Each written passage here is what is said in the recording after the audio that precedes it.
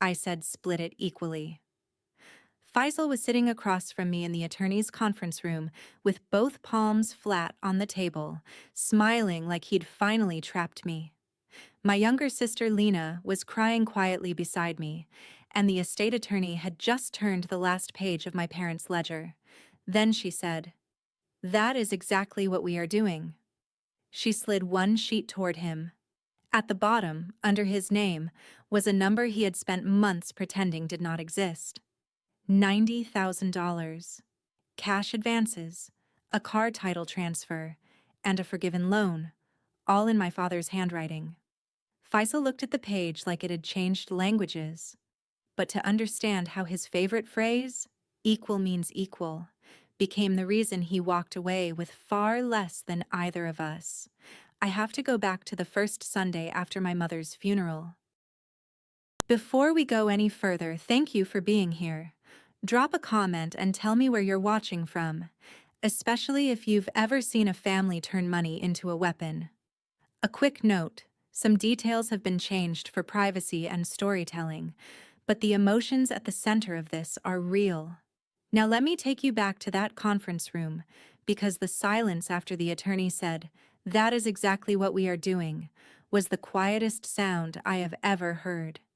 The table was one of those long, polished ones that showed every fingerprint. There was a glass pitcher of water in the middle, 3 untouched tumblers, and a box of tissues that Lena had pulled close to her like it was a life raft. Faisal had come in wearing a navy blazer, not because he had dressed for grief, but because he had dressed for winning. He always did that. He dressed like the room already belonged to him. I had a folder in front of me. Not a dramatic folder. No red label, no legal stamp, no satisfying movie moment. Just a plain gray expanding file from an office supply store. It was the kind my mother used to buy in packs of 5 when school supplies went on sale. Inside it were copies of checks, old emails, title paperwork, loan notes, bank transfers, and one small green notebook with my father's careful handwriting. Faisal had seen that folder twice before and laughed at it both times. "You brought your little scrapbook again?" he said when we sat down. I did not answer him. I had learned by then that Faisal heard silence as weakness. He had been counting on that his whole life. The attorney, Ms. Rebecca Hall, set her reading glasses on the bridge of her nose and said, "We are here to resolve the distribution of the remaining estate assets of Amir and Samira Haddad. The 3 heirs are present. We are also here because Mr. Haddad has repeatedly insisted on an equal division. Is that still your position, Mr. Haddad?" Faisal leaned back. "Absolutely. 1/3, 1/3, 1/3. That's all I've been saying from day one. Equal, fair, simple." He said simple like I was the one making everything complicated. He said fair like he had invented the word. Lena wiped under one eye with the heel of her hand. She was 31, but in that room she looked 18 again, small in her black cardigan, trying not to upset anyone. I wanted to reach for her, but I did not. She had spent the last 2 months being pulled between us, and every time I tried to comfort her, Faisal acted like I was recruiting her. Ms. Hall nodded once. "Then we will use the equalization method required when documented lifetime advancements exist. The doctrine is often called hodgepodge. It means certain lifetime transfers are brought back into the calculation before division. Then each heir's share is reduced by what that heir already received." Faisal stopped smiling for half a second. It was so small, most people would have missed it. A little tightening at the corner of his mouth. A little pause before he said, "No, no, I'm talking about what is in the estate now. The house, the accounts, whatever is left. Not old gifts." Ms. Hall looked at him over her glasses. "You asked for equal. This is how equality is calculated when advancements are documented." That was the moment from the hook. The moment his favorite sentence came back through the door wearing a suit. But the story did not start with a lawyer. It started with a casserole dish, a stack of hospital bills, and my brother standing in my parents' kitchen telling everyone he was too busy to help clean out the fridge. My name is Noor. I was 35 when my mother died, and my father had passed 14 months before her. They were not rich people in the dramatic way people mean when they say estate. They had a paid-off brick ranch in Northern Virginia, 2 used cars, retirement accounts that had taken 40 years of careful saving, and a checking account where my mother still balanced every transaction in blue pen. They were immigrants, practical down to the bones. My father reused envelopes by turning them inside out. My mother saved every receipt for appliances in a shoebox labeled warranties, even after the appliances died. They raised 3 children in that house. Faisal was the oldest, then me, then Lena. If you had asked our extended family to describe us when we were kids, they would have done it in one sentence each. Faisal was the brilliant one. I was the responsible one. Lena was the baby. That sounds harmless until you understand how those labels became jobs. Faisal's job was to impress people. Mine was to keep things working. Lena's was to stay sweet enough that nobody felt guilty for overlooking her. My parents loved all 3 of us. I need to say that clearly. They were not cartoon villains. They were tired people who had built a life from scratch, and like a lot of tired parents, they found patterns that made the house easier to run. Faisal got praised for potential. I got praised for dependability. Lena got protected from conflict. At first, it looked normal. When Faisal forgot his lunch money, my mother packed extra the next day and said, "He has a lot on his mind." When I forgot my permission slip, she said, "Noor, you know better." When Lena cried because she had a test, my father took her for ice cream and told her she would be fine. None of it was abuse. None of it made a dramatic sound. It was just the slow training of a family. By adulthood, Faisal had learned that need was a tool. If he wanted something, he made it urgent. If he had made a mistake, he made it everyone's emergency. If somebody asked a practical question, he acted wounded. He could turn a request for a receipt into an accusation of not trusting him. I learned the opposite. I learned to have the receipt before anyone asked. That was why, when my father got sick, I became the one who managed everything. His appointments, his insurance forms, the medication schedule taped inside the pantry door, the calendar with oncology visits written in red. My mother was still alive then, but she was overwhelmed. She could sit with him through chemo. She could make lentil soup when he would not eat anything else. She could recite every prayer she knew. But the paperwork made her hands shake. So I did it. Every Tuesday after work, I drove to their house with groceries in the back seat. I sat at the kitchen table under the yellow light, opened their mail, called billing departments, and made little piles.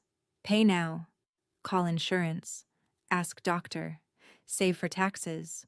My father would sit across from me with a blanket over his knees and pretend to read the newspaper while actually watching me. "You are too young to know all this," he said once. "Somebody has to," I said. He smiled, but it did not reach his eyes. That is what worries me.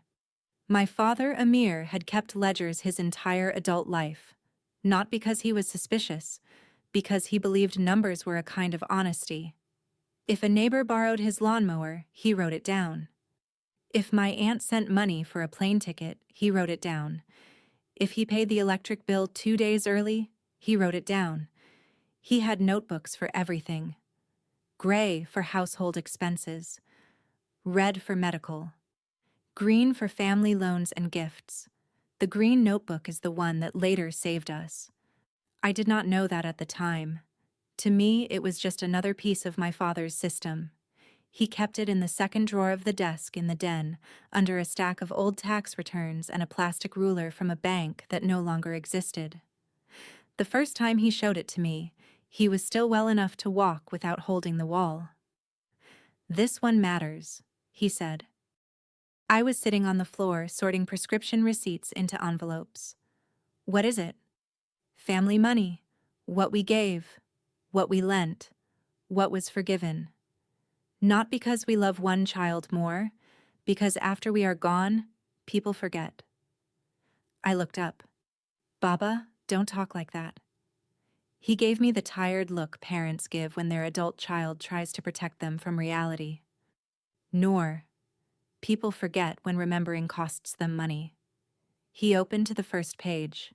His handwriting was neat, small, slightly right-leaning, dates in the left column, names in the middle, amounts on the right. There were entries for all of us.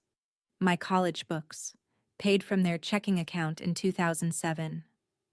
Lena's dental surgery, $3,200. Faisal's first business deposit, $15,000. Faisal's rent catch-up, $8,000. Faisal's second business deposit, $12,500. Faisal's car down payment, $9,000.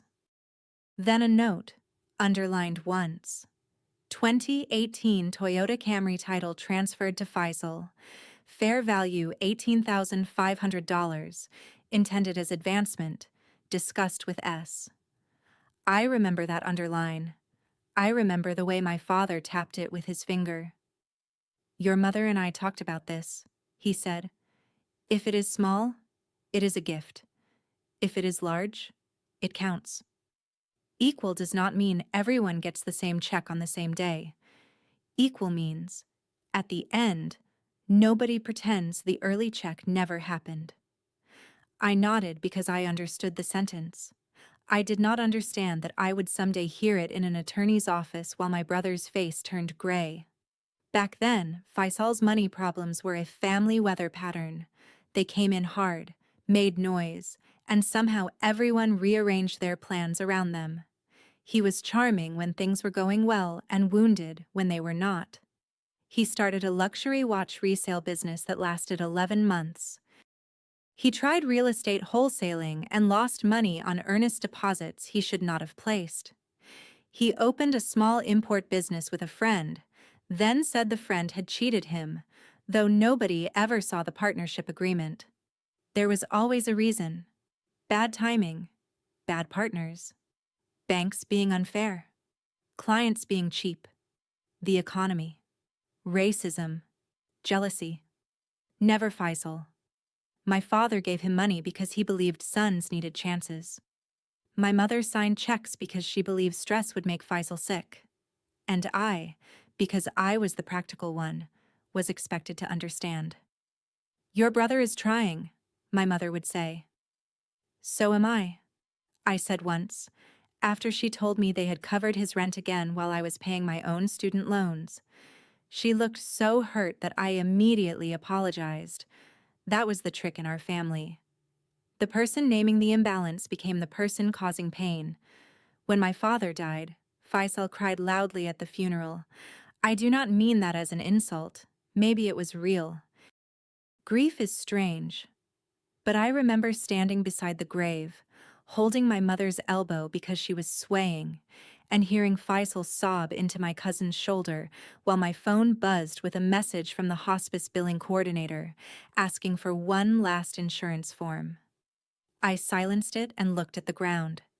After the burial, people filled my parents' house. Shoes by the front door, foil trays on the counter, chairs dragged from every room. Lena moved through the kitchen like a ghost, accepting hugs and forgetting who had given them. My mother sat on the couch with a blanket over her lap and stared at the family photos on the wall. Faisal stood in the den with 3 uncles, telling them how hard the last few months had been for him. I was here every chance I could be, he said. I was carrying empty paper plates to the trash when I heard that. I stopped in the hallway. Every chance he could be had mostly meant every third Sunday, usually late, usually with his phone in his hand. He had visited, yes. He had kissed my father's forehead and called him Baba, and taken selfies for cousins overseas. But the Tuesday appointments, the insurance appeals, the midnight ER trips, the medication spreadsheets, those had been mine. One of my uncles said, "You are the oldest now. Take care of your sisters." Faisal nodded gravely. Of course. That's what Baba would want. I remember thinking, Baba would want you to know where the oxygen supplier keeps sending invoices. But I said nothing. For the next year, my mother's health slid downward. At first, it was grief. Then it was blood pressure. Then it was a fall in the hallway that broke her wrist. She moved slower. She forgot more. She started calling me twice in the same afternoon to ask if I had paid the water bill. I kept a key in my purse and a spare set of clothes in the trunk of my car because some nights I slept on her couch. Faisal visited when there was an audience. Lena came when she could, and I never blamed her for not doing more. She was a school counselor, exhausted in a different way, with 30 kids at a time bringing her their home lives in pieces. She would come on Saturdays and clean the bathrooms or sit with Mom while I ran errands. She did not make speeches. She just showed up quietly. Faisal made speeches. "We need to make sure Mom is comfortable," he would say, standing in the kitchen with car keys in his hand. "Great," I said once. "Can you take her to cardiology Thursday?" He looked at his phone. "Thursday is impossible. I have a client thing." "What about Friday?" "Nor," I said, "I have a client thing. My week is packed. Just tell me what it costs and I'll help." He never did. That was the rhythm. He offered in public. He disappeared in private. And somehow, because I had built my life around being competent, everyone assumed I did not need help. The only person who saw it clearly was my mother, at the very end. About 2 months before she died, she called me into the den after dinner. She was sitting in my father's old chair with the green notebook on her lap. "Your father told you about this?" she asked. I sat on the ottoman. "Yes." Her fingers rested on the cover. They were thinner than I remembered. "Good." "Mom, we don't have to talk about that now." "Yes, we do. Because when I am gone, Faisal will talk loud." That startled me. My mother almost never criticized him directly. She would explain him, soften him, make excuses around him. But she did not say things like that. "Mom?" She shook her head. "Listen, your father and I loved him. We helped him many times. Too many, maybe. I don't know. But we wrote it down. Not to punish. To keep peace." She opened the notebook to a page near the back. There were her notes now, too, in larger, rounder handwriting. Faisal loan repayment forgiven, $23,000. Intent, count against inheritance. Discussed with F. He agreed verbally. There was a date. There was even a note that my mother had made tea that day, which was such a mom thing to include that it almost broke me. "He agreed?" I asked. She gave me a tired smile. "He agreed because he needed us to forgive it. People agree when they need something. Later, they call it unfair." I swallowed hard. "Do you want me to do something with this?" "Keep it. Give copies to the lawyer." "And Noor?" "Yeah. Do not let him make you feel greedy for telling the truth." I wish I could say I absorbed that fully. I did not. When your mother says something that's sharp and clear near the end of her life, part of you hears it, and part of you stores it in a room you cannot enter yet. When she died, it was early on a Thursday morning in April. Rain tapped against the bedroom window.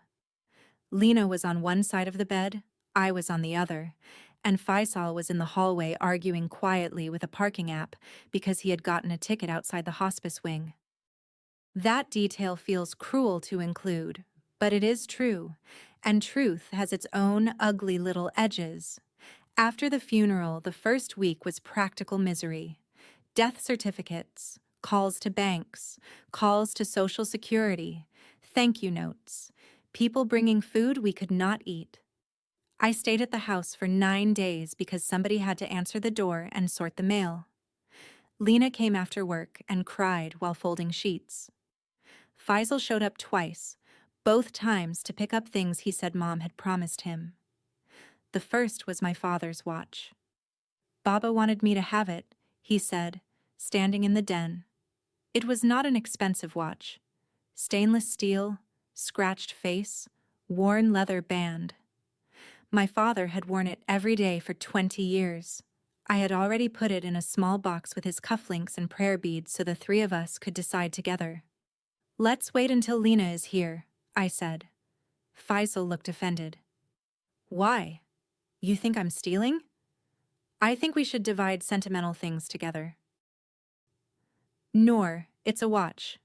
Don't make everything a committee. He took it.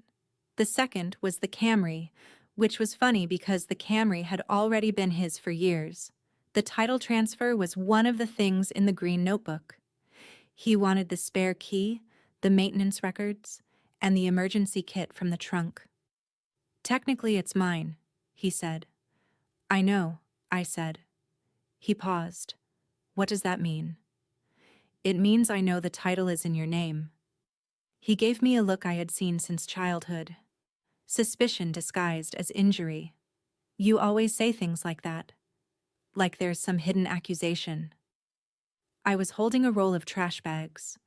I remember the plastic stretching under my thumb. There isn't. There was. I just was not ready to say it.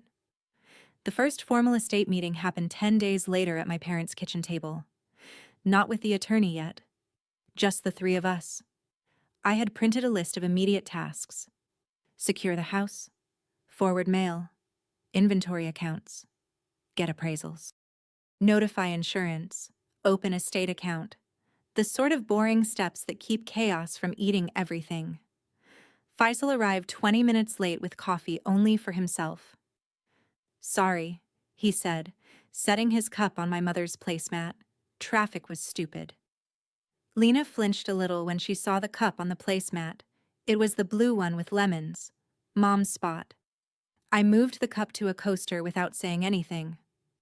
Okay, I said. I thought we could go over the basic estate tasks. I made copies. Faisal did not pick his up. Before we get lost in your spreadsheets, can we agree on the big picture? Which is? Everything split equally 3 ways. He said it lightly, like he was offering peace. Lena nodded immediately. Of course. I looked down at my paper. There it was. The sentence my mother had predicted. I agree with equal, I said carefully. But we need to talk about the documented advances Mom and Baba made during their lives. Faisal blinked. The what? The large transfers, the cash help, the car, the loan they forgave. They kept records. He laughed once. Not because it was funny, because he needed it to be ridiculous before it became real. Are you serious? Lena looked between us. What records?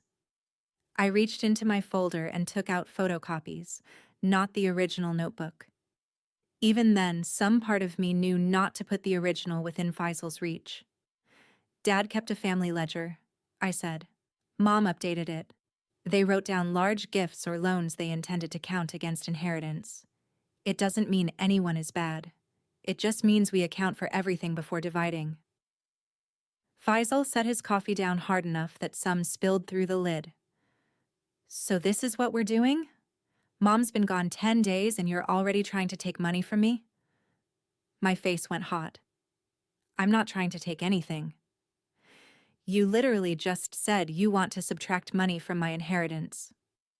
Money you already received. From our parents. As gifts. Because they loved me.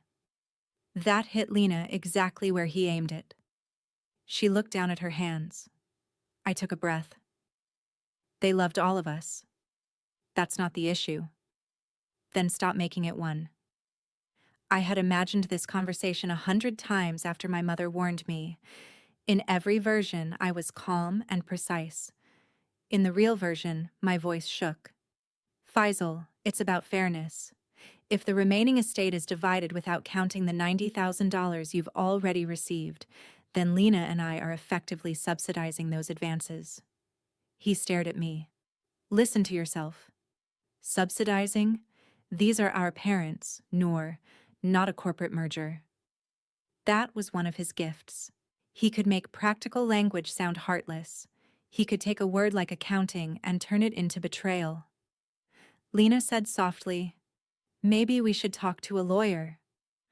"We don't need a lawyer to tell us how to split by 3, Faisal said, "unless someone is trying to complicate it." He looked at me when he said someone. That was the first time I looked greedy.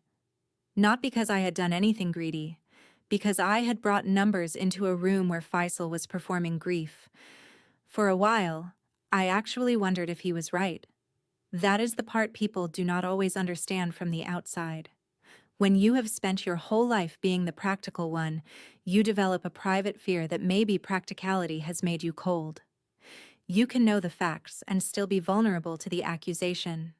You can hold the ledger in your hand and still hear your brother saying, "They loved me," and feel like you are measuring your dead parents' affection with a calculator.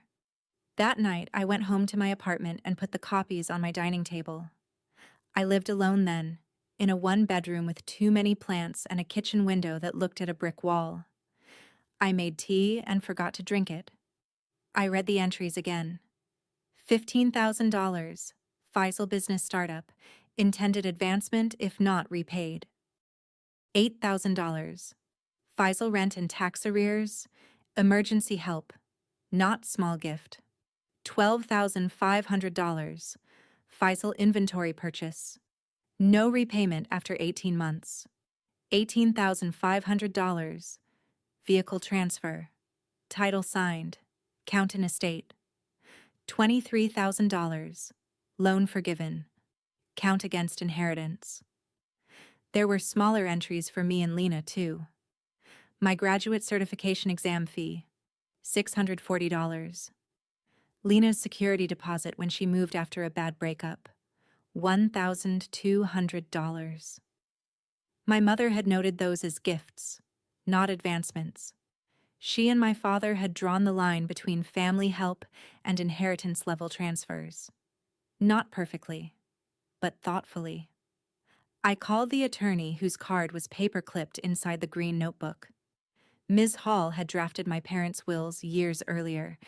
It was after 8 p.m., so I expected voicemail. She answered on the third ring. "This is Rebecca Hall." "Hi, Ms. Hall. My name is Noor Haddad, Amir and Samira's daughter." Her voice softened. "Noor, I'm so sorry about your mother. Your father spoke of you often." That almost undid me. I stood in my kitchen staring at the cold tea. "Thank you. I'm calling because we had our first family meeting and there's already a disagreement." "About the lifetime transfers?" I closed my eyes. "You knew?" "Your parents discussed them with me when they updated their wills. They were concerned about exactly this." It was the first time since my mother's death that I felt something under my feet. Ms. Hall told me not to argue further at the kitchen table. She said the doctrine that might apply was called advancements, and the calculation method was sometimes called hodgepodge. It was an old word, almost silly sounding, for a very serious idea. You take what certain heirs already received from the parent during life, add those amounts back into the estate for calculation only, divide the total equally, then deduct each heir's advancement from that heir's share. "The key is documentation," she said. "Intent matters. Records matter. A parent can give a child money during life and intend it as a gift. Or they can intend it as an advancement against inheritance. We need evidence." "There is a notebook," I said, "and copies of checks, maybe emails." "Good. Do not give the original notebook to anyone. Bring it to my office." The way she said anyone told me she had done this before. I slept maybe 3 hours that night, not because the law was confusing, though it was, because I could already hear what Faisal would do with it. He would say I had poisoned the lawyer. He would say I was using technicalities. He would tell Lena that I had been waiting for our mother to die so I could settle old scores. He would make equality sound like cruelty. The next morning, he started. At 7:12 a.m., my phone buzzed with a message in our sibling group chat. Faisal, I barely slept. Can't believe we are fighting over money already. Baba would be ashamed. Lena did not respond. I stared at the screen, thumb hovering. Me. I don't want to fight. I want us to follow Mom and Baba's documented wishes. Faisal. Their wish was for us to stay family. Me. Their records matter too. Faisal. Amazing how records only matter when they benefit you. That was the first small public performance. The second came 2 hours later when my aunt called me. Noor, she said after a minute of condolences that sounded like she had been warming up. Your brother is very upset. I was sitting in my car outside the bank, waiting to close one of Mom's accounts. I know. He says you are trying to charge him for things your parents gave him years ago. I'm trying to follow their records. There was a pause. But he is your brother. I almost laughed. Not because it was funny, because that sentence had been used as a universal solvent my entire life. He is your brother. It dissolved boundaries, debts, apologies, plans, birthdays, weekends, privacy. Everything. I know he is, I said. That's why I want this done correctly. My aunt sighed. You always were very strict. There it was again. Responsible becomes strict. Prepared becomes cold. Fair becomes greedy. For the next 2 weeks, I lived inside a cloud of insinuation. Cousins texted to say they hoped we could work things out. An uncle forwarded me a quote about forgiveness. Faisal posted an old photo of our parents on Facebook with the caption, "Some people forget what family means when money is on the table." He did not name me. He did not have to. Lena called me the night after that post. Are you okay? She asked. I was not, but I said, I'm fine. He's saying you want to sue him. I don't want to sue anybody. He says if we count those things, he'll be left with almost nothing from the estate. Not almost nothing. Less. Because he already got a lot. She was quiet. I could hear the school counselor in her trying to stay neutral. I could also hear the little sister who had spent her childhood measuring the emotional temperature of the room so she could survive it. Noor, she said, I know you're probably right, but I just can't handle a war. That sentence almost made me give up. Not because she was wrong to be tired. She had lost both parents too. But because Faisal knew exactly how to use her exhaustion. He did not have to convince her he was right. He only had to make fairness look more painful than surrender. I don't want a war either, I said. That's why I want the attorney to handle it. He thinks attorneys will eat up the estate. He threatened attorneys first. I know. Lena. She sniffed. Yeah? If we do nothing, he gets rewarded for making this unbearable. She did not answer for a long time. Then she said, I hate this. Me too. That was the lowest point for me, though I did not know it yet. It was not a courtroom. It was not a screaming match. It was my sister, who had always known when something was unfair, being so exhausted that she was ready to let unfairness win just to get quiet. Faisal sensed it immediately. At the second family meeting, he came prepared in a way he had never been prepared for anything useful. He had printed the Zillow estimate for the house, a rough balance of Mom's accounts, and a handwritten division that gave each of us 1/3 of the remaining assets without mention of prior advances. He even brought a calculator. We met at the house again because Lena said the attorney's office felt too formal. That was a mistake. The house gave Faisal props. He stood by my father's desk like a man inheriting a throne. I did the math, he said. The house will probably sell for around $540,000 after repairs. Accounts maybe $120,000. After fees, let's say $630,000. Split 3 ways. That's $210,000 each. Clean. Fair. Done. I had my folder open. That's not the full calculation. He put both hands up. Here we go. Lena sat between us at the kitchen table. Her shoulders were already up around her ears. I turned to her, not him. If we count documented advancements, the math changes. It doesn't erase Faisal's share. It equalizes what each child received overall. Stop using lawyer words, Faisal said. Say what you mean. I looked at him. You already received about $90,000 from Mom and Baba that they documented as counting against inheritance. He laughed again, louder this time. About? So now we're rounding? It's $90,000 when you include the car value and forgiven loan. That car was 7 years old. It was valued at the time of transfer. By who, Baba? He wasn't a dealer. By the Kelly Blue Book printout stapled to the title copy. That was the first time he looked genuinely surprised that I had more than the notebook. He recovered fast. You went digging through their papers. I organized their papers for 2 years. Exactly. You had access nobody else had. Convenient. Lena looked at me. That one landed. I could see it. Access, control, hoarding. Faisal had found the word he wanted. I'm not hiding anything, I said. I made copies. Of what you chose to copy. You can review the originals with the attorney. The attorney you called first. He was building a little staircase, one accusation at a time. I had access, therefore I controlled the records. I called the lawyer, therefore the lawyer was mine. I mentioned advances, therefore I was greedy. Each step was weak by itself. Together, with enough volume, they sounded like a case. Faisal, Lena said, maybe we should just let Ms. Hall explain.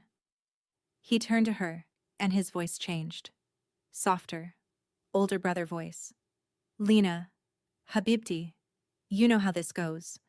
Noor gets an idea, and suddenly everyone has to follow her system. I'm not attacking her. I'm saying Mom and Baba would never want one child punished because he needed help. Needed help. That phrase did so much work for him. I said, Lena needed help too. When she left Adam, Mom and Baba helped with her deposit. They wrote it as a gift, not an advancement. They made distinctions. Faisal's head snapped toward me. Do not bring her divorce into this. Lena went pale. I immediately regretted it, not because it was irrelevant, because Faisal would use my accuracy as proof of cruelty. I'm sorry, I said to Lena. I shouldn't have used that example. Faisal pointed at me. See? This is what I'm talking about. Everything is a ledger to you. Lena's marriage, my hard times, our parents' generosity. You're turning our family into columns. Lena stood up. Stop, both of you. We stopped. She pressed her fingers to her forehead. I can't do this. I can't sit here and listen to you two tear apart every nice thing Mom and Baba ever did. Then let's keep it simple, Faisal said quickly. Equal thirds. We sign. We move on. I looked at her. Lena, please don't decide because you're tired. She stared at the table. Maybe tired is a valid reason. Faisal did not smile. He was too smart for that. But his body changed. He relaxed. He had her. That night, I sat in my car in my parents' driveway for 20 minutes before I could drive home. The porch light flickered because I had not replaced the bulb yet. Through the front window, I could see the edge of the kitchen table where we had eaten every birthday cake, argued over homework, filled out college applications, wrapped Eid gifts, and now apparently auditioned for the worst versions of ourselves. I thought about calling Ms. Hall and telling her to forget it. I thought about letting Faisal have the equal split he wanted, because maybe the cost of fighting was higher than the money. I thought about my mother saying, "Do not let him make you feel greedy for telling the truth." Then my phone buzzed. It was Faisal. Faisal, Think carefully before you drag this out. Attorneys can burn through estates fast. If you force this, I will contest everything. House sale, executor fees, every receipt. You like paperwork? I'll give you paperwork. I read it 3 times. That was the moment I stopped being polite. Not loud, not dramatic. There was no music in the background. I just felt a small door close inside me. Until then, I had been trying to keep the peace while telling the truth. After that text, I understood that Faisal did not want peace. He wanted surrender with a nicer name. I took a screenshot. Then I sent one message. Me. Please direct estate-related communication through Ms. Hall going forward. He replied almost instantly. Faisal. Of course. Run to your lawyer. I did. The next morning, I was in Ms. Hall's office at 9:30 with the original green notebook in a plastic sleeve, 2 folders of bank records, and a list of everything I had found so far. Her office was on the 3rd floor of a brick building near the courthouse. It smelled like paper and coffee. There were framed diplomas on the wall and a ficus in the corner that looked like it had survived 3 decades of other people's family disasters. Ms. Hall did not act impressed by drama. That was one of the things I liked about her immediately. She read Faisal's text, raised her eyebrows slightly, and said, "That clarifies his position." "Is he right?" I asked. "Can he burn through the estate?" "He can make things expensive if everyone lets him. He cannot make documented evidence disappear." She opened the notebook with clean hands. I noticed that. She did not lick her finger to turn pages. She did not toss it aside. She handled it like it mattered. For the next hour, we went line by line. She explained what would be strong evidence and what would be weaker. A check memo that said Faisal business loan was useful. A bank transfer alone was less useful unless matched with an email. A title transfer with a contemporaneous valuation was strong. A forgiven loan note signed by Faisal would be very strong. "Signed?" I said. "Your mother mentioned one. A promissory note from 2019, I believe." I had not found that. Ms. Hall looked at me. "Your parents were careful. If it exists, it may be with the tax records." So I went back to the house. This is the part of the story that, from the outside, sounds boring. It was not boring to live. It was exhausting. It was me in my parents' den on a Wednesday night, sitting cross-legged on the carpet beside boxes that smelled like dust, reading file labels in my mother's handwriting. Taxes 2017. Taxes 2018. House repairs. Medical. Warranties. Faisal business. That last one made my stomach drop. Inside were emails my mother had printed because of course she had. Faisal asking for help with a supplier payment. My father replying that they could lend $23,000 but needed a repayment plan. Faisal writing back, "I understand. I will repay within 24 months or treat it as part of my inheritance. Thank you for believing in me." There was also a 1-page promissory note with his signature at the bottom. I sat on the floor for a long time holding that paper. It was not joy I felt. That surprised me. I had imagined evidence would feel satisfying. It felt sad. It was proof that my parents had seen this coming clearly enough to ask their son to sign a piece of paper, and he had signed it. And now he was acting like the whole thing had been invented by his mean sister with a spreadsheet. I made 3 copies. I put the original in a folder labeled Originals. Then, because I had finally learned, I took photos of every page and uploaded them to a secure folder before I left the house. What Faisal did not know yet, and what made the next part work, was that his own signature was already sitting in my bag by the time he told half our family I was fabricating numbers. The pressure campaign got uglier after I directed communication through Ms. Hall. Faisal did not like being told no in a way he could not charm, guilt, or shout over. He started calling Lena more. She told me this later. At first, she tried not to repeat what he said because she did not want to make things worse, but little bits slipped out. He says you never got over Mom helping him more. He says you want to be reimbursed for taking care of them. He says if you loved them, you wouldn't reduce their kindness to debt. That last one kept me awake. I lay in bed staring at the ceiling fan, hearing the words kindness and debt knock against each other. Was that what I was doing? Turning kindness into debt? Then I would remember the promissory note. I would remember my mother's face when she said Faisal will talk loud. I would remember the text promising to contest every receipt if I did not surrender. And I would understand all over again that he was not defending kindness. He was exploiting it. The house became the next battlefield.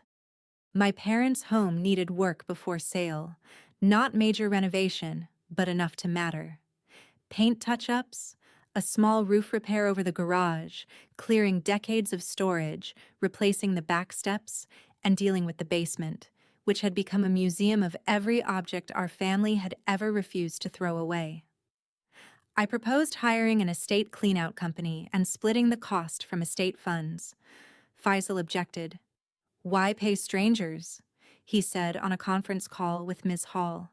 "We can do it ourselves." "Great," I said. "Can you come Saturday?" "This Saturday is bad." "Next Saturday?" "I have my kids." Faisal had 2 children with his ex-wife, Soraya. They were sweet kids, and I loved them. He invoked them whenever responsibility approached. The children were real. The scheduling excuse was often not. Ms. Hall said, "The estate can reasonably pay for clean-out. Delays may affect sale value." Faisal said, "I just don't want Noor using estate money like her personal wallet." I was standing in my office break room during that call, gripping the counter. A coworker walked in, saw my face, and backed out slowly. "Faisal," Ms. Hall said very calmly, "all estate expenditures will be documented. Ms. Haddad has provided receipts for every expense so far." "Receipts she controls? Receipts vendors issued?" There was a small silence. I did not know it then, but Ms. Hall was letting him build a record. Every accusation, every refusal, every insistence on equal division while rejecting equal accounting. She was patient in a way I did not yet understand. The clean-out took 3 weekends. Lena and I did most of it. My friend Maya came the second Saturday with gloves, contractor bags, and the specific energy of a woman who had heard enough about my brother to be useful without asking questions. She stood in the basement looking at the wall of old paint cans and said, "So this is where childhood goes to die." I laughed for the first time in weeks. We found things. My 8th grade science fair ribbon, Lena's old ballet shoes, Faisal's soccer trophies, wrapped carefully in newspaper. My mother's wedding china, which she had used exactly twice because she was afraid we would break it.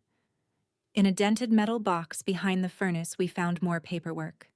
Car maintenance records, including the Camry valuation printout. My father's note was clipped to it. "Faisal needs reliable transportation for work. Transfer now. Count as advancement later so girls are not shorted." Girls, not daughters. Girls. That one word made me sit on the basement stairs and cry into my gloves. Maya sat beside me. "Is that good or bad?" "Both," I said. "That's usually family." She was right. Faisal did show up for 1 hour on the 3rd weekend. He arrived in the Camry, the same car he claimed should not count, parked in the driveway like a visiting inspector, and walked through the house pointing out things he wanted. "I'll take the big TV," he said. "Estate property needs to be inventoried," I said. He rolled his eyes. "It's a TV, Noor." "Then you won't mind waiting." He opened a kitchen cabinet. "What about the copper pots? Mom always said I could have those." Lena, who was wrapping glasses in newspaper, looked up. "She said I could have one of them." Faisal sighed. "Fine, take one.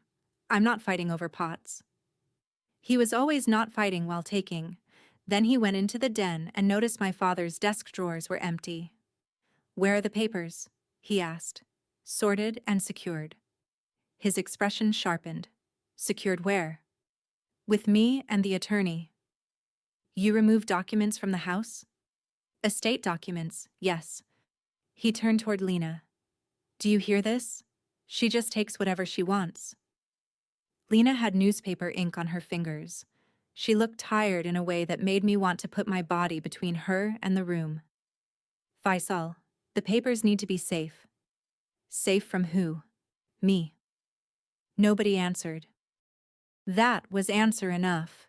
He left 10 minutes later, carrying my father's old desk lamp under one arm. I let him take it because I was too tired to fight over a lamp. He texted the group chat from the driveway.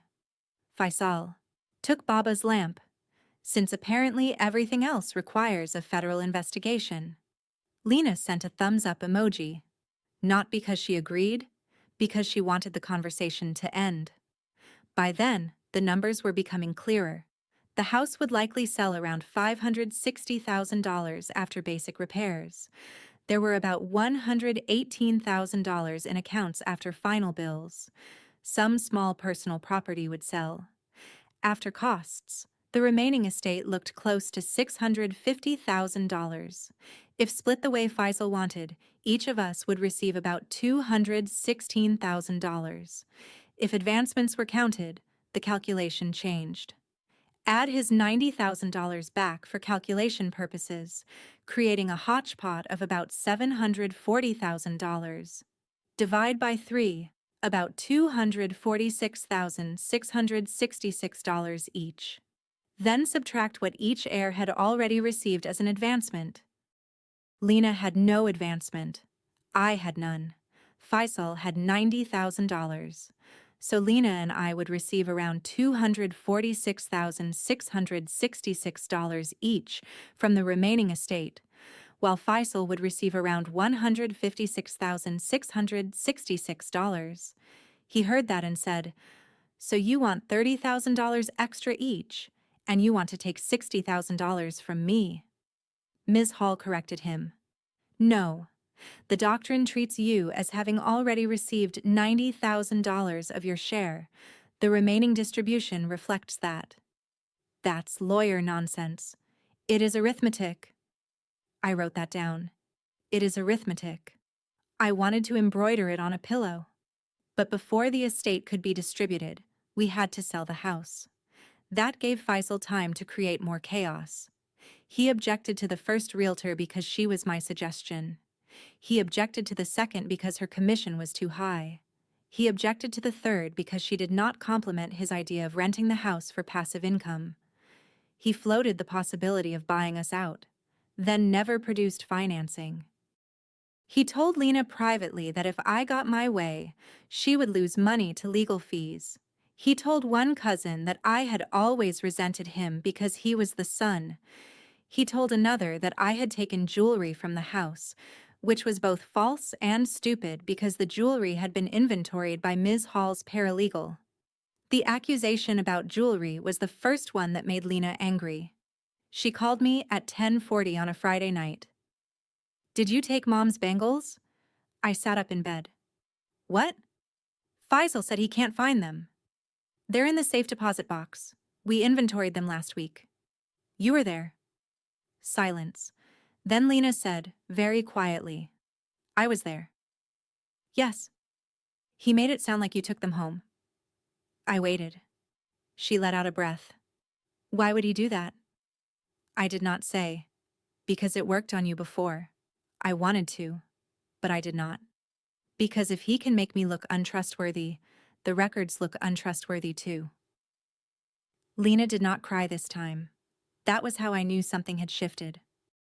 "Send me the inventory again," she said. I sent it. I also sent the scan of the safe deposit box receipt.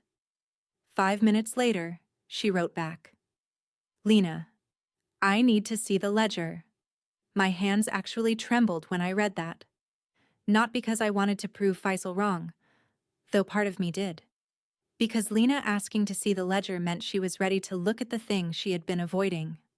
The next day, she came to my apartment. I made coffee. We sat at my dining table, the same table where I had sat alone weeks earlier wondering if I was a terrible person. I put the green notebook between us. "Original?" she asked. "Original. Please don't spill coffee on Dad's handwriting or I will haunt you." She almost smiled. We went slowly. I showed her the entries for all three of us, not just Faisal. That mattered. I wanted her to see the whole system, not a weaponized excerpt. My exam fee, her deposit, her dental surgery, Faisal's business loans, the car, the forgiven loan, the notes about intent, the emails, the signed promissory note. When Lena saw Faisal's signature, she put one hand over her mouth. "He signed this?" "Yes. He told me there was never any agreement." "I know." She read the line again. "I will repay within 24 months or treat it as part of my inheritance." Her eyes filled, but she did not look away. He knew. Yes. He knew, and he let me sit there thinking you were being harsh. That sentence mattered more than any legal doctrine. He knew. Once Lena said that out loud, the spell broke. I did not push. I did not say, "I told you." I did not list every phone call where he had twisted the story.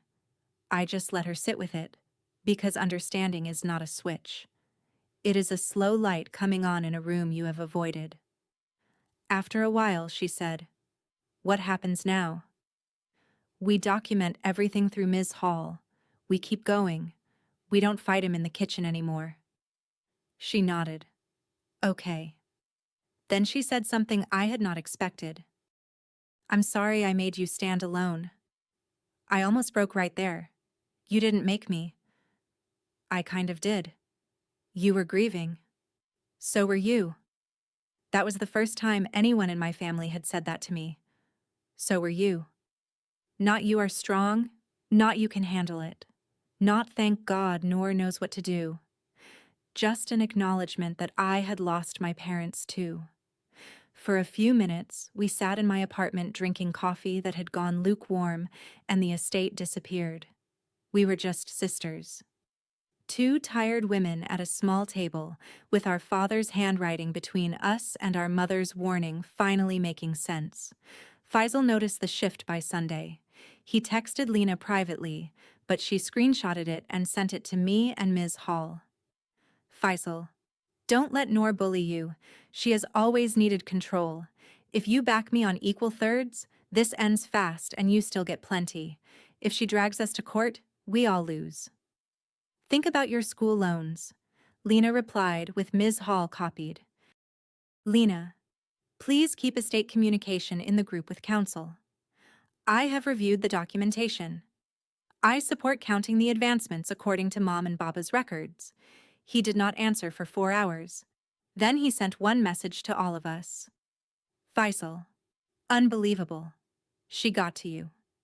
Lena cried after sending it, not because she regretted it, because standing up to Faisal felt like stepping into traffic. He had trained us to expect impact. But something interesting happened. The impact was smaller than expected. He ranted. He sent long emails. He accused Ms. Hall of bias. He said he would hire his own attorney. He said the notebook was not legally binding. He said the car value was inflated. He said the cash had been gifts. He said the signed note had been under emotional pressure. He said a lot of things. Ms. Hall replied with short paragraphs. "Please have counsel contact me. Please provide any contrary documentation. Please identify which entry you dispute and on what basis. Please note that continued delay may require court supervision, with costs potentially charged according to responsibility for the delay." The shorter she got, the more frantic he became. His attorney entered the story 2 weeks later. His name was Mark Delaney, and I never met him in person. The first letter came by email, attached as a PDF. It was 6 pages long and managed to imply that I had manipulated elderly parents, hidden estate documents, mischaracterized gifts, and caused emotional distress by raising stale family transactions during a vulnerable period. I read it in my office bathroom because I had opened it at work and immediately realized I could not be seen reading it at my desk. I sat on the closed toilet lid under fluorescent light, scrolling through phrases that made me sound like a financial predator in sensible shoes. For about 5 minutes, I panicked. Then I forwarded it to Ms. Hall. She replied 12 minutes later. Ms. Hall, expected positioning. Do not respond directly. We will answer with documents. Expected positioning. That phrase calmed me more than any reassurance could have. It meant the letter was not a thunderbolt. It was weather. Her response went out the next day. It was not emotional. It did not defend my character. It attached exhibits. Exhibit A, relevant will provisions. Exhibit B, excerpts from family ledger. Exhibit C, bank records for transfers totaling $35,500. Exhibit D, vehicle title transfer and valuation. Exhibit E, signed promissory note and forgiveness notation. Exhibit F, email from Faisal acknowledging inheritance treatment. Exhibit G, inventory records and safe deposit box receipt, because apparently we were also clearing up the jewelry accusation. I read that response 3 times.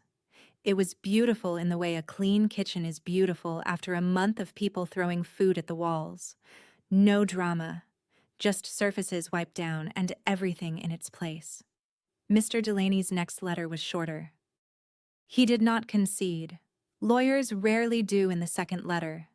But the tone changed. Gone were the grand accusations about manipulation. Now the issue was whether all transfers qualified as advancements under state law and whether the parents' intent was sufficiently clear. That was a real legal argument at least, not a family smear campaign in letterhead. Ms. Hall suggested mediation before petitioning the court for instructions.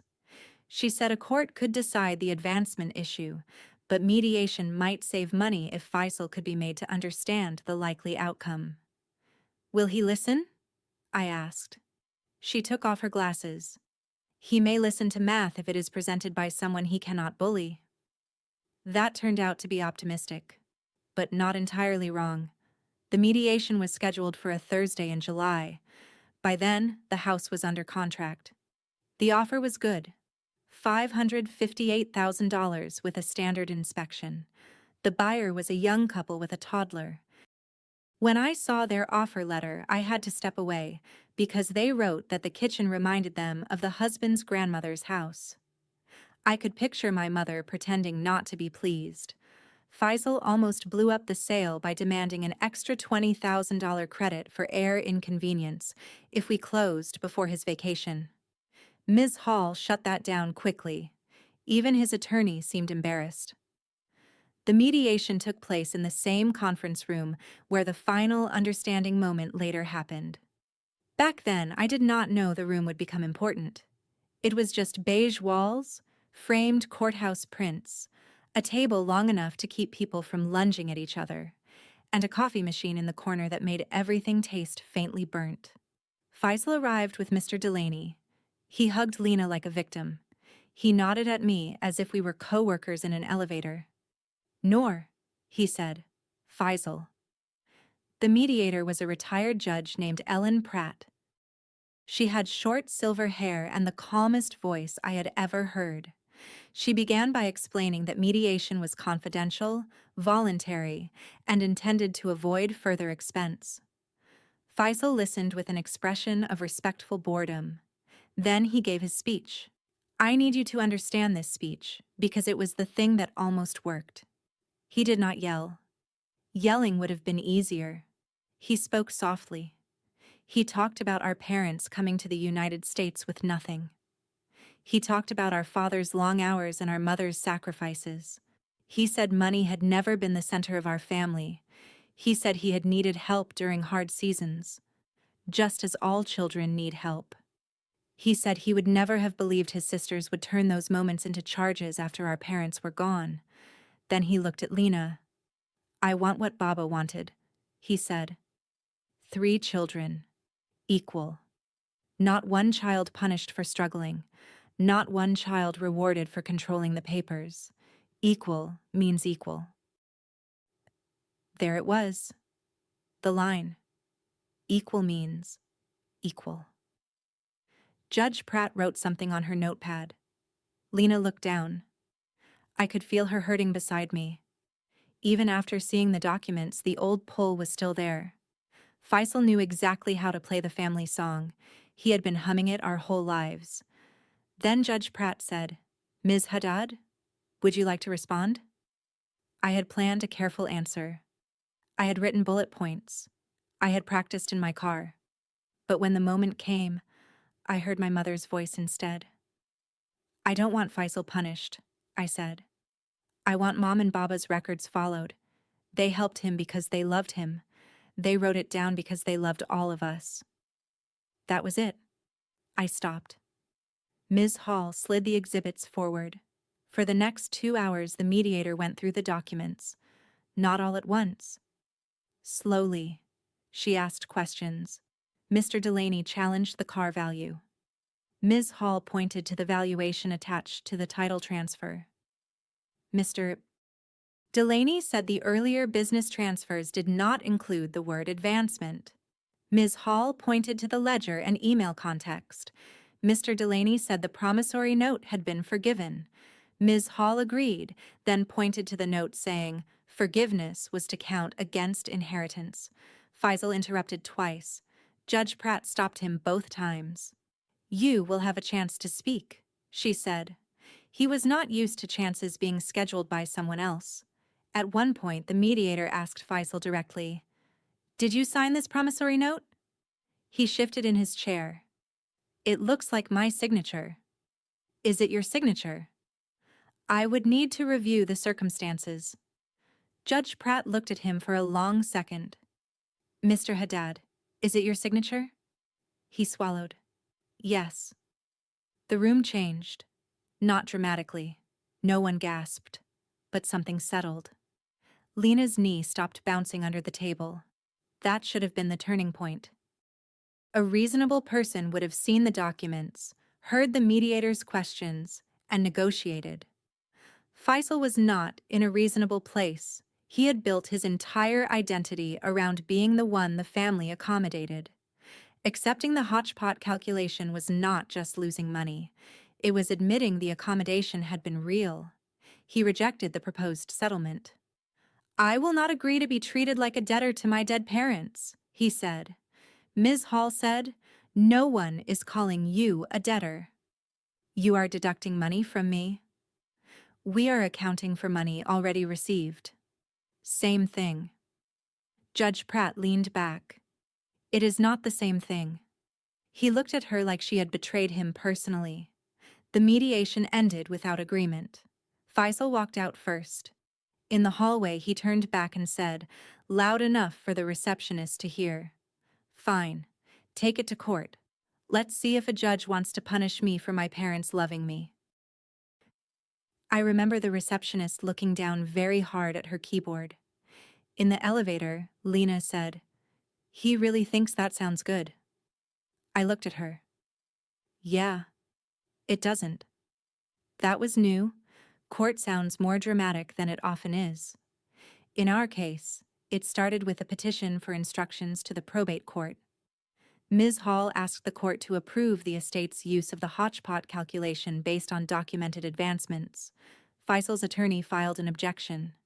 There were more exhibits, more declarations, more fees. I hated every dollar spent. Every invoice felt like money leaving my mother's careful blue pen world and entering a machine built to process family failure.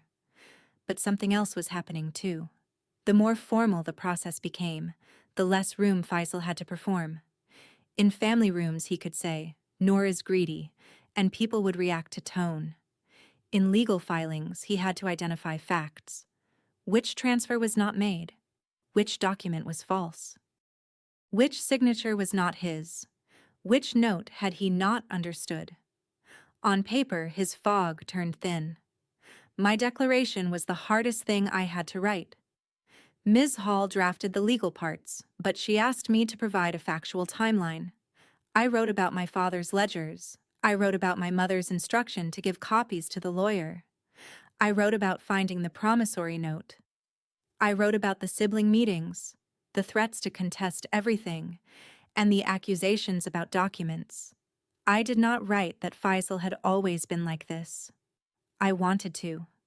I wanted to include every childhood example, every time he broke something and I cleaned it up, every time he borrowed and forgot, every time he turned apology into theater. Ms. Hall cut all of that gently. The court needs facts tied to the estate, she said, not a biography of resentment. She was right, annoyingly right, so I kept it clean. Faisal's declaration was different. It was emotional. He wrote that our parents never intended to create division. He wrote that I had controlled their finances in their final years. He wrote that I had revealed the ledger only after both parents had passed. He wrote that he had been under pressure when he signed the promissory note because our father was ill and the family was stressed. He wrote that the car was necessary for work. He wrote that gifts between parents and children should not be weaponized. The first time I read it, I cried from anger. The second time, I noticed what was missing. He never denied receiving the money. That became important.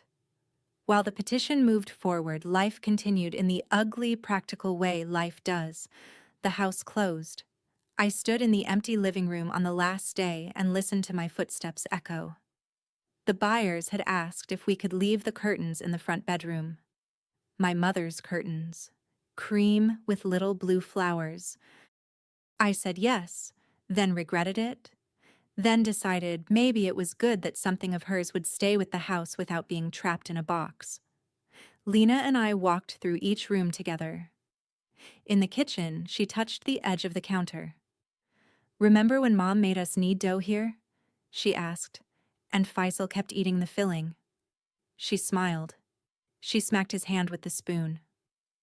"Not hard enough." Lena laughed, then cried, then laughed again. Grief does that. It switches channels without warning.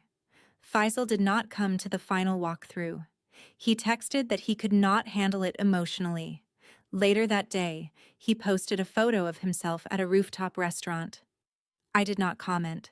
Lena sent me the screenshot with no words. The sale proceeds went into the estate account, where they sat like bait.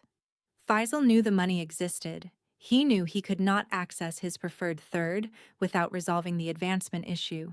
His emails grew sharper. To Ms. Hall, "This delay is causing financial hardship.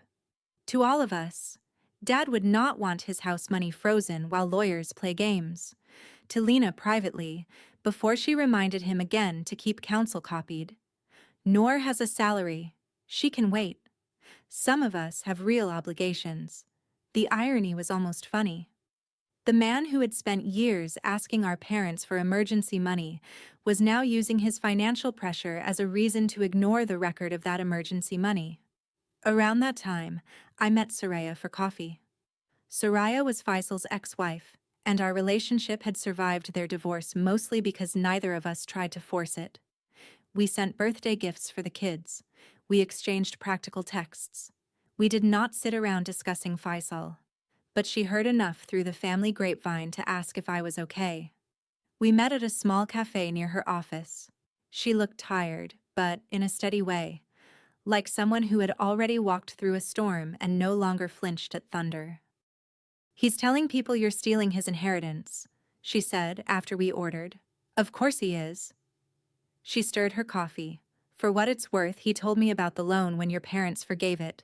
He was relieved. He said, 'It'll come out of my share later, but at least they're off my back now.'" I stared at her. "He said that?" "Yes." "Would you be willing to write that down?" She looked out the window for a second. "Noor, I have kids with him." "I know. I'm sorry. I shouldn't have asked." She shook her head. "No, it's fair to ask. but I can't put myself in the middle unless a judge orders me. I understand. And I did. I was learning something uncomfortable. Faisal had left little witnesses everywhere, but most of them had reasons to stay quiet. Not because they supported him, because peace with a difficult person often means refusing to become evidence. Before we left, Soraya touched my wrist. Keep going. He counts on people getting tired. That sentence became one of my anchors. He counts on people getting tired. By August, I was tired enough to understand how well that strategy worked. I had gained weight from stress snacking and lost sleep from late-night email checks, which is a deeply unfair combination. My work suffered. I missed a deadline and had to apologize to my manager, who thankfully knew enough of the situation to be kind. I started seeing a therapist because every phone buzz made my chest tighten. In therapy, I said, "It feels stupid to be this upset over money." My therapist said, "Is it over money?" I hated that question because the answer was no. It was over being called greedy for asking that records be honored.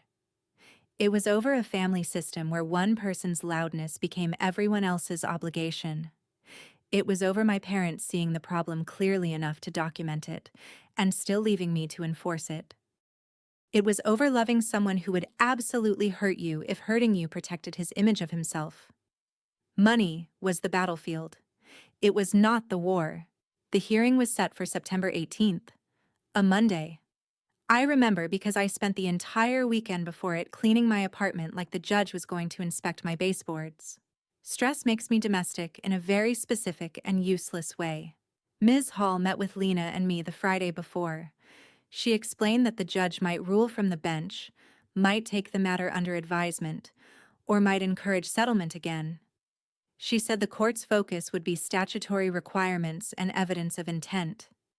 She said we should dress neatly, answer only if asked, and not react to Faisal. "He may try to provoke you," she said. "He will try," Lena said. Ms. Hall gave her a small smile. "Then we will be unsurprised." I asked the question I had been afraid to ask. What if the judge says the records aren't enough? Ms. Hall did not sugarcoat.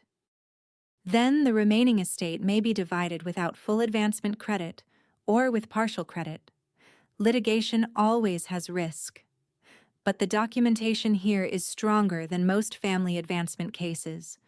Your parents used clear language in multiple places, and your brother's signed note is significant. He says he was pressured. He was a grown man borrowing $23,000. Pressure is not the same as incapacity. That was another sentence I wanted on a pillow. The hearing itself was less cinematic than the mediation. The courtroom was small. The judge was a woman in her 50s with reading glasses on a chain. Faisal sat with Mr. Delaney at one table. Lena and I sat behind Ms. Hall at the other. There were other cases before ours, so we listened to a dispute about a roof contractor and a continuance request for 15 minutes, while our family inheritance waited in a stack of papers. When our case was called, my mouth went dry. Ms. Hall stood and laid it out. 3 heirs, estate assets, documented lifetime transfers to 1 heir, parents' written intent, request for instructions authorizing hotchpot calculation. She did not sound angry. She sounded inevitable. Mr. Delaney argued that the doctrine should be applied cautiously. He said family support is often informal. He said the ledger was not a formal estate instrument.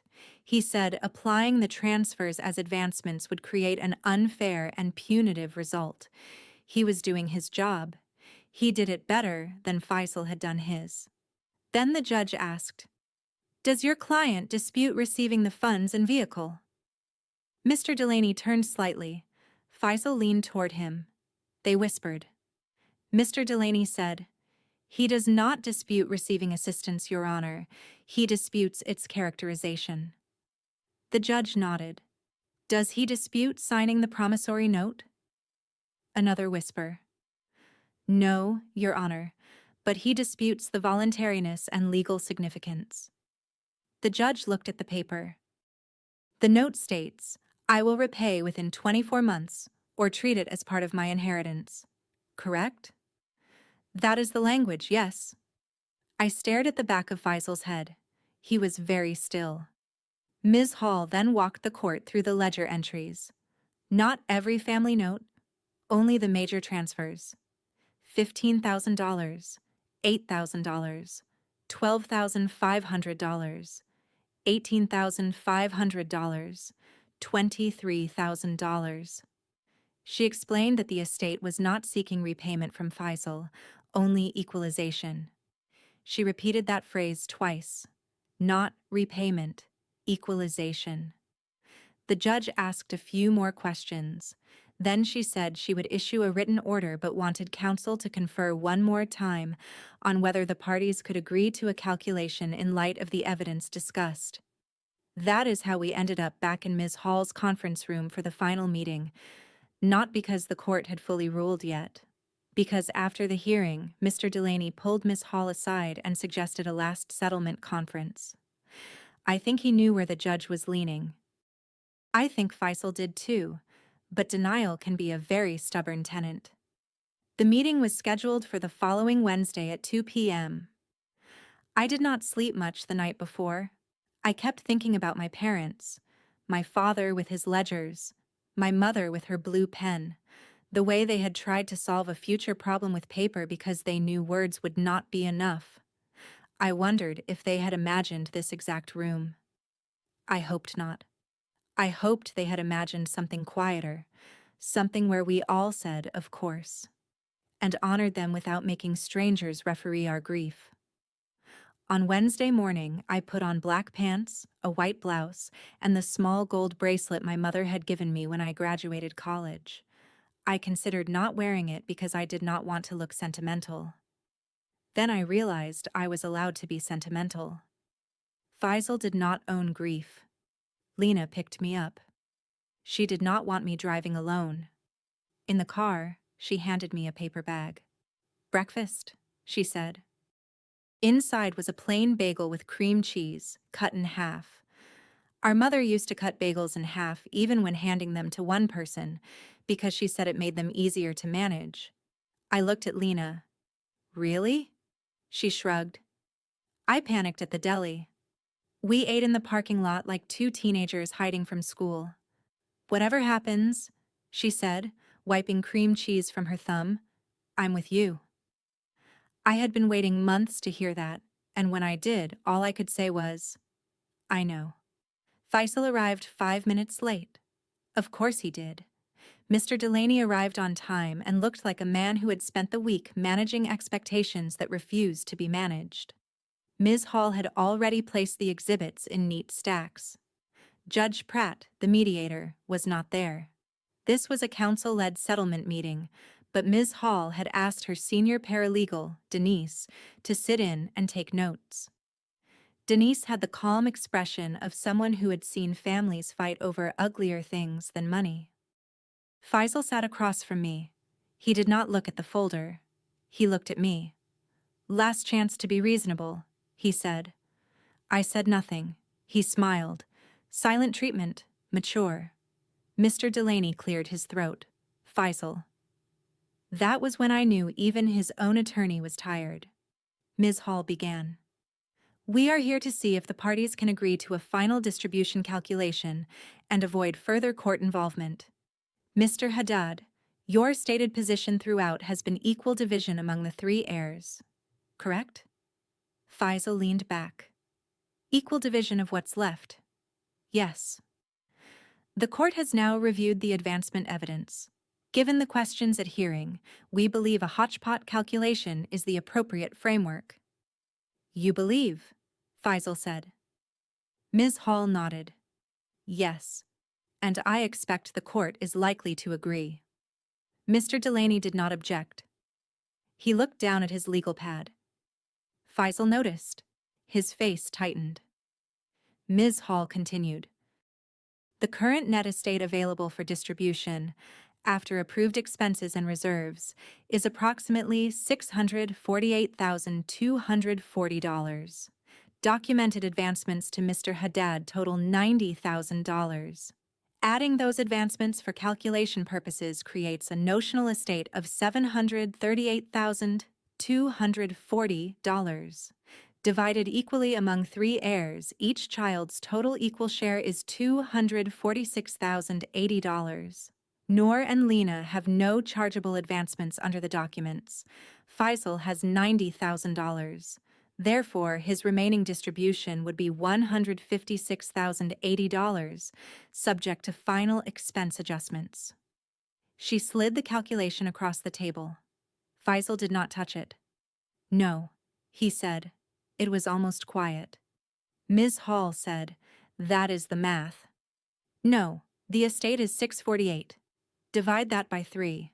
That's 216 each. That's equal." "That ignores the advancements. Those are not part of the estate. They are part of the equality calculation." He tapped the table with one finger. "I said split it equally." And there it was, the line from the hook. The line he had used in the kitchen, in the group chat, in mediation, in family phone calls, in legal letters, and probably in his own bathroom mirror. Ms. Hall said, "That is exactly what we are doing." Then she turned the page. This is where time slowed down. I had heard people say that before, and I always thought it was dramatic.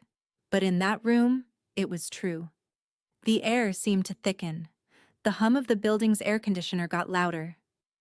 Lena stopped moving the tissue in her hands. Mr. Delaney's pen hovered over his paper and did not come down. Ms. Hall read from the ledger summary. March 12, 2016. Transfer to Faisal Haddad for business startup deposit. $15,000. Ledger notation. Large advance. Count later if not repaid. Supporting bank record attached. Faisal looked at the wall. August 4th, 2017. Payment of rent and tax arrears on behalf of Faisal Haddad. $8,000. Ledger notation. Emergency help, not small gift. Supporting check copies attached. His jaw moved once. January 19th, 2018. Transfer for inventory purchase. $12,500. Email from Faisal Haddad requesting funds and stating, "I will make this right when the next shipment sells." No repayment shown. He said, "That business failed." Ms. Hall looked up. "The failure of the business does not erase the transfer." Lena's eyes flicked toward me. I did not move. June 22, 2018, vehicle title transfer. Toyota Camry. Fair market value at transfer, $18,500. Title document and valuation attached. Ledger notation. Count as advancement later so girls are not shorted. Faisal looked at me then. Not angry yet. Startled. That note had not been read aloud before. Girls are not shorted. It landed in the room like my father had walked in and taken a chair. Ms. Hall let the silence sit for one breath, then continued. November 3rd, 2019. Promissory note signed by Faisal Haddad for $23,000, later forgiven by Amir and Samira Haddad. Ledger notation, forgiven with understanding it counts against inheritance. Email from Faisal Haddad attached, stating, "I will repay within 24 months or treat it as part of my inheritance." She put the signed note on top of the stack and slid it toward him. Faisal finally touched the paper. He did not pick it up. He put 2 fingers on the edge as if he could hold it in place and keep it from becoming real. "I was under pressure," he said. Ms. Hall's voice stayed calm. "To borrow $23,000? His face reddened. My father was sick. Everyone was emotional. The email requesting funds was sent before the note. The note was signed before forgiveness. The later email acknowledges inheritance treatment. They would never have wanted this. That was when Lena spoke. She had been quiet the whole meeting. Her voice was soft, but it cut through the room because none of us expected it. They wrote it down because they wanted this. Faisal turned to her. You don't understand. She shook her head. I do now. I watched his face change. Not collapse. Not yet. Faisal was too practiced for a clean collapse. First came irritation, then disbelief. Then something like betrayal, because in his mind Lena's agreement with the documents was a personal betrayal of him, not a recognition of our parents' intent. She got to you, he said. Lena did not look at me. The ledger got to me. Your signature got to me. The lie about Mom's bangles got to me. Mr. Delaney closed his eyes for half a second. Faisal said, I never lied about bangles. I asked a question. You told me Noor took them. I said I couldn't find them. No. You said she took them. The room went very still again. This was not the legal climax, but it was another kind of accounting. Lena was opening a ledger of her own. Faisal looked at Ms. Hall. Is this what we're doing now? Personal attacks? Ms. Hall said, We are discussing estate distribution. Then distribute it, equally. We are. He slapped the paper lightly. Not hard enough to be dramatic, hard enough that the page shifted. This gives me 90,000 less. Ms. Hall said, It recognizes you have already received 90,000. From my parents? Yes. Because they loved me? Yes. That yes stopped him. He had expected argument. He had expected someone to say love did not matter. Ms. Hall did not give him that. She said, They loved you and helped you. They also documented that this help should be counted, so all 3 children were treated equally over time. Those statements are not in conflict. For the first time, Faisal had nothing ready. His eyes dropped to the calculation. I could see him doing the math even though it was already done for him. $246,080 equal share, minus $90,000 already received. $156,080 remaining. He looked at my number. He looked at Lena's. Then back at his. So they get more cash now, he said. They received less cash before, Ms. Hall said. But I needed it then. And you received it then. So I'm punished for needing help. No. You are credited for receiving help. It was a small difference in words. It was the whole case. Faisal's hand moved to his tie. He loosened it slightly. I had never seen him do that in a meeting. He was always composed when there were witnesses. But the numbers were not reacting to him. The paper did not care if he sounded wounded. The signature did not care if he remembered the moment differently. The ledger did not care that he was the oldest son. He looked at me again. This time, the anger was there. You planned this. I shook my head. Mom and Baba planned this. You kept it hidden. I brought it up at the first meeting. You waited until they were dead. That one hit.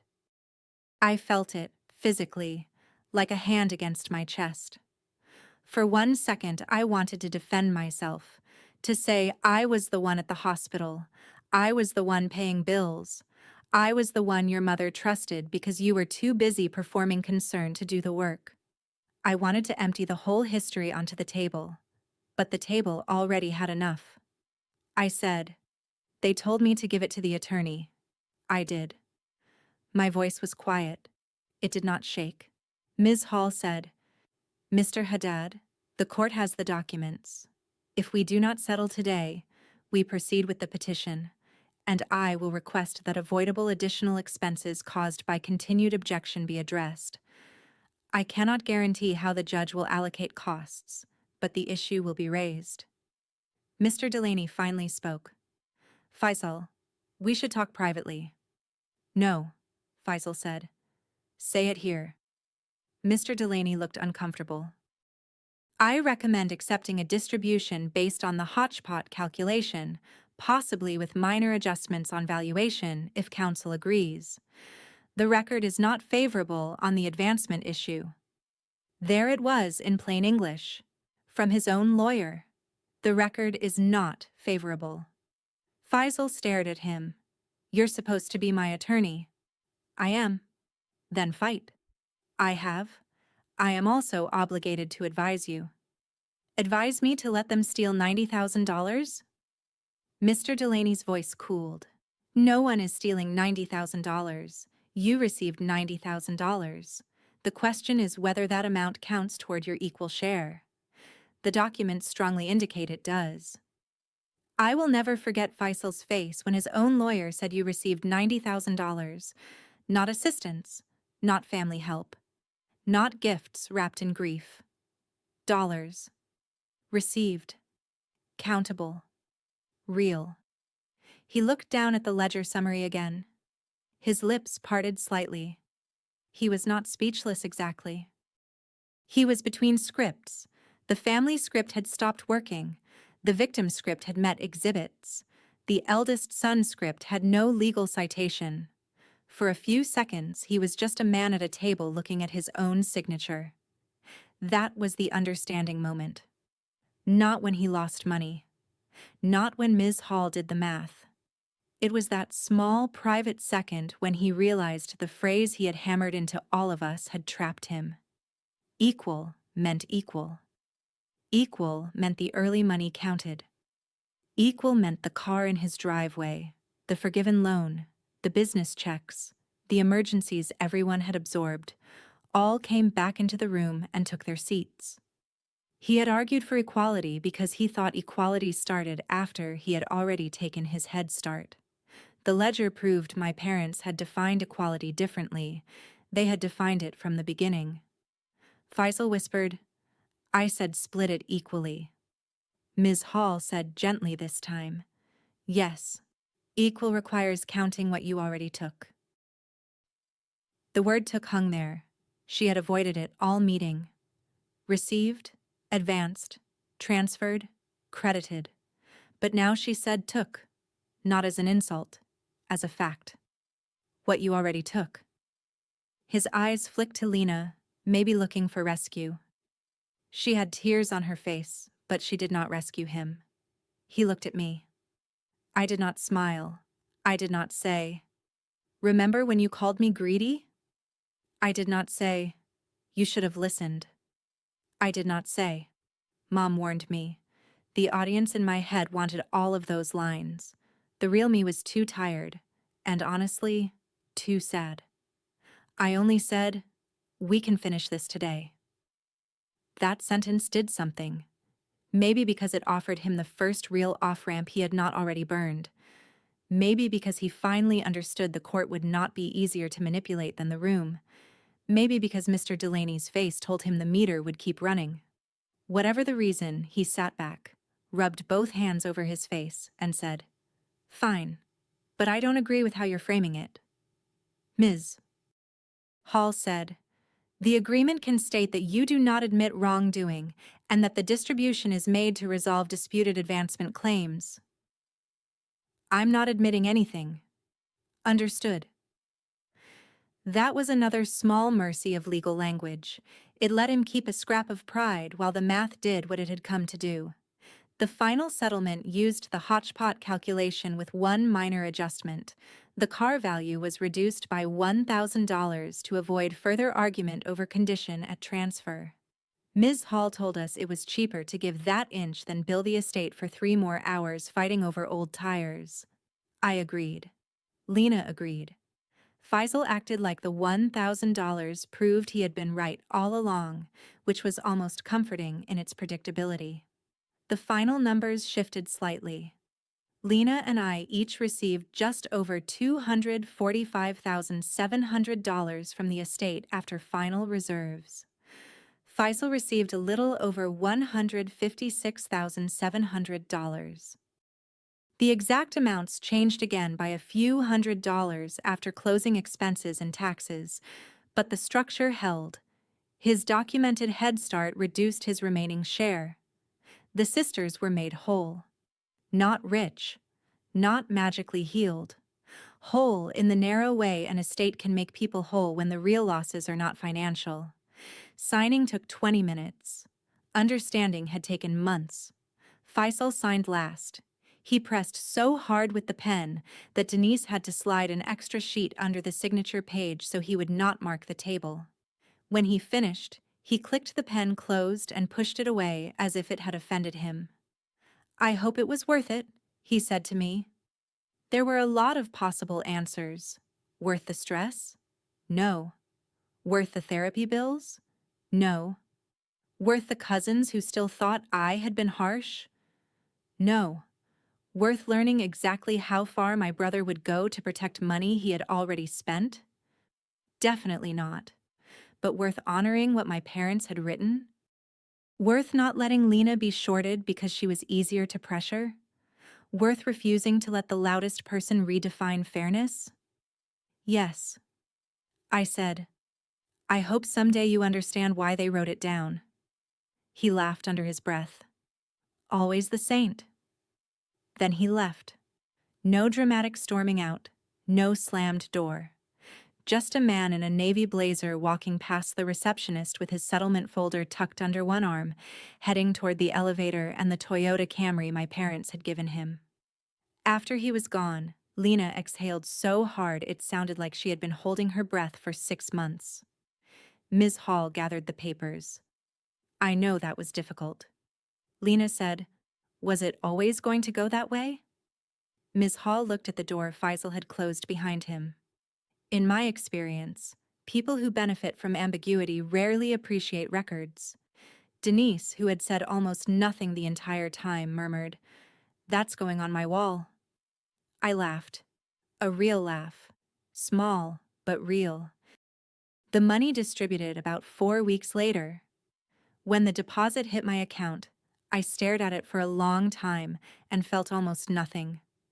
People think the payoff in stories like this is the bank balance. It is not. The bank balance is just the receipt. The payoff was Lena calling me the next day and saying she had paid off her school loans. The payoff was replacing the savings I had drained while managing our parents' care. The payoff was knowing my parents' house had not become one more thing Faisal converted into his emergency. I used part of my share to take a month off from everything estate-related. That sounds silly, but I needed a boundary even from paperwork. I put the green notebook in a fireproof box with the wills and final settlement. Then I closed the box and did not open it again for a long time. Lena and I started having Sunday dinner twice a month. Not at our parents' house, obviously. At my apartment, then hers, then sometimes a restaurant, when neither of us felt like cooking. At first, we talked about the estate constantly because our brains were still stuck in it. Then slowly, other subjects came back. Her students. My terrible dating app messages. A plant cutting from my pothos that refused to root. Normal things. Blessedly boring things. Faisal withdrew from us for a while. He told relatives he had accepted less to keep peace, which was such a bold rewrite that I almost admired the craftsmanship. Some people believed him, some did not. Most chose the version that required the least involvement, which is also family. At Eid that year, we all ended up at my aunt's house. I considered not going, but Lena wanted to, and I was tired of letting Faisal decide which rooms belonged to me. He arrived late with his kids and a tray of store-bought baklava. He kissed our aunt on both cheeks, greeted the uncles, and avoided me for the first hour. Then, while everyone was getting tea, one cousin asked casually, "So the estate is finally done?" The room did that thing rooms do when everyone pretends not to listen. Faisal said, "Yeah, we settled. I let it go." I felt Lena stiffen beside me. I put my hand lightly on her arm. Not to stop her. Just to remind her she had a choice.